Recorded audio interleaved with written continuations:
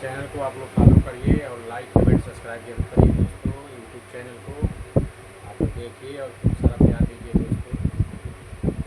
एक से एक जो एक वीडियो है उसमें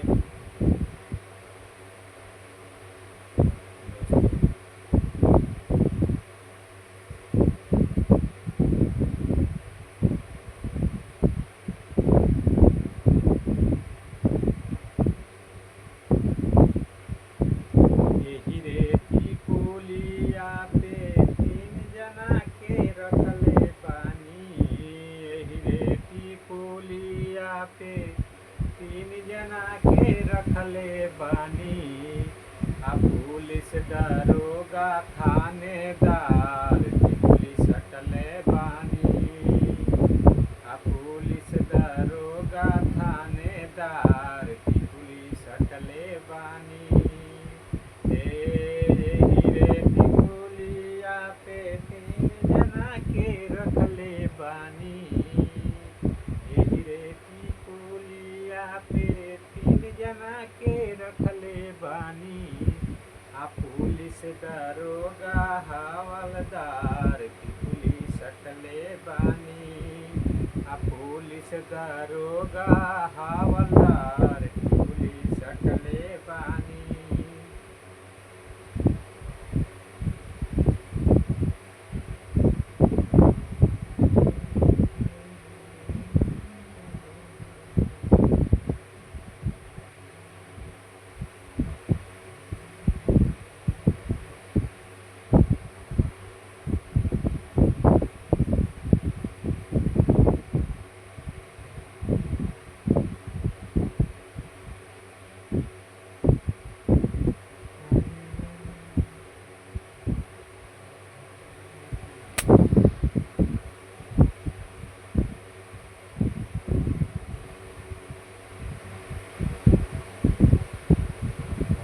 खपड़ा के घर बा मोहनवे के टाटी। खपड़ा के घर बा मोहनवे के टाटी। आ धीरे धीरे अइह हम नैहरवे में बाटी। धीरे धीरे अइह हम नैहरवे में बाटी। खपड़ा के घर बा नहीं खपड़ा के घर बा नहीं घरवे में टाटी।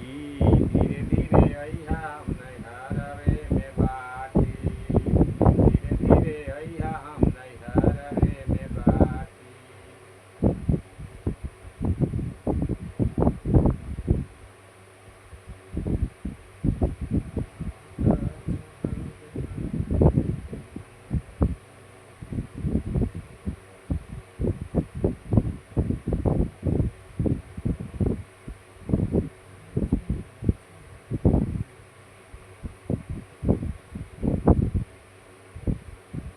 होता सबेरे सैया जइहा बाजारिया।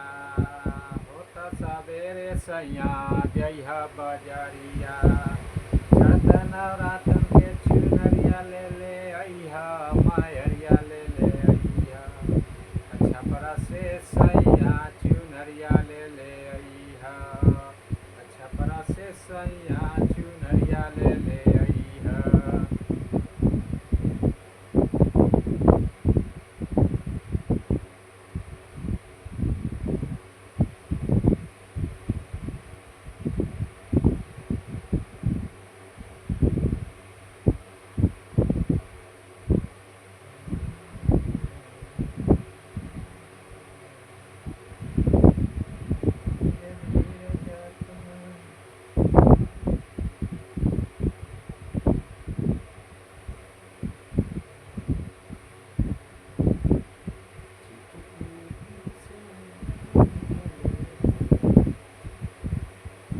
चुटकी भर सेंदूर लिहले अमबाड़ी खाड़ हो।